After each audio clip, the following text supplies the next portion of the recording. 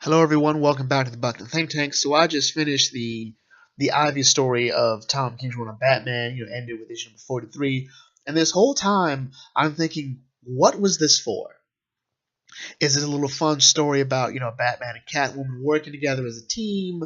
Oh, okay, we don't really quite do that. We don't really do it well because, Ivy Ivy controls superheroes who aren't in the right frame of mind and she's able to take them out pretty easily. He and Catwoman are pretty unstoppable for the most part. You know, is it supposed to be about Batman and connecting with Ivy about ending the war of jokes and riddles? About their role and how badly it impacted them. Well, no.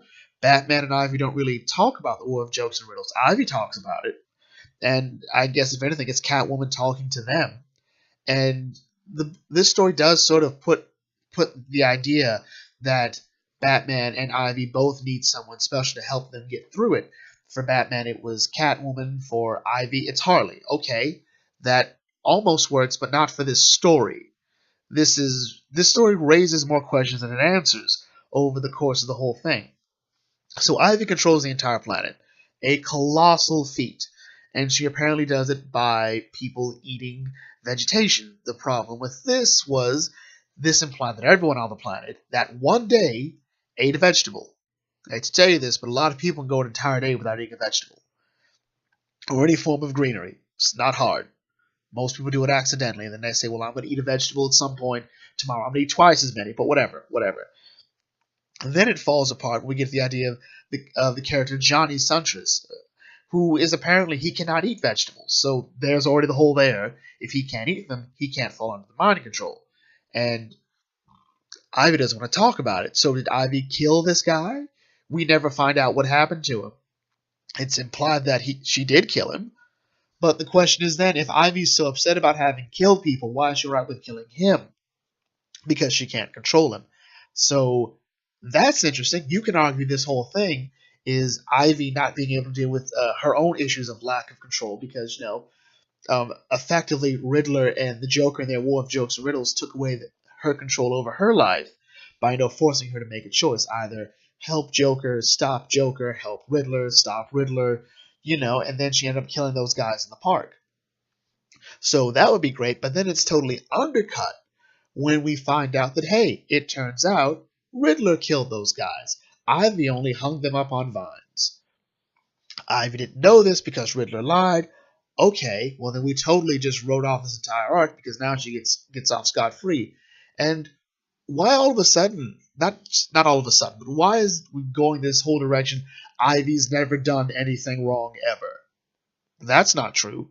No one who's ever read a comic book can tell you that that's true. No. Ivy didn't do nothing is a bold-faced lie. We all know it. Animated series fans know it. Comic book fans know it. Arkham fans know it. People who read The Long Halloween know Ivy's done some really messed up stuff. Okay, so what is going on? Are we just saying that there's no evil women in Gotham? Because, Selina's now marrying Batman. Harley's barely in Gotham. And we've already written her off as this sometimes a villain, but mostly just a fun, quirky person.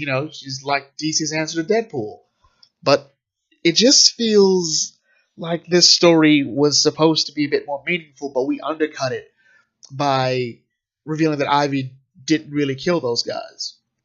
I don't know. I mean, and I've enjoyed most of Tom King's work on Batman.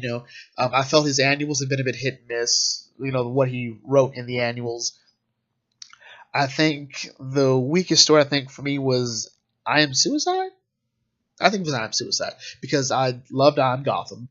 I Am Bane was just too intense not to love, and the Super Friends story was fun. Him having Batman and Superman go to the festival and Batman and Wonder Woman fighting the forces of Gehenna and whatnot. Those were all fun stories. But here, I just feel like, is this the dud for you and me, Tom? Is this it?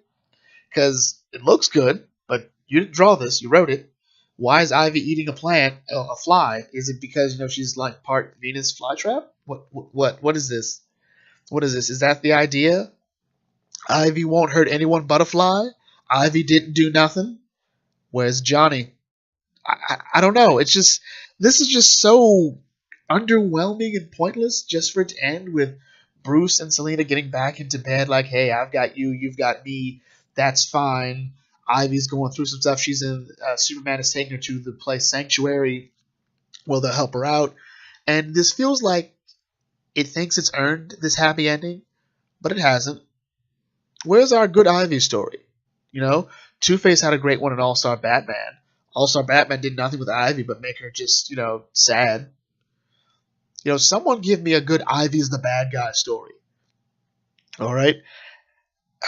Or maybe I'm just overthinking this. I don't know. This felt like a waste. If you're new here, feel free to like, comment, share, and subscribe. If you read this issue, or if you've been reading Tom King's run on Batman, I'd love to hear your thoughts on it. And I will catch you all later. This is the Bucket Think Tank signing out. May your fandom serve you well.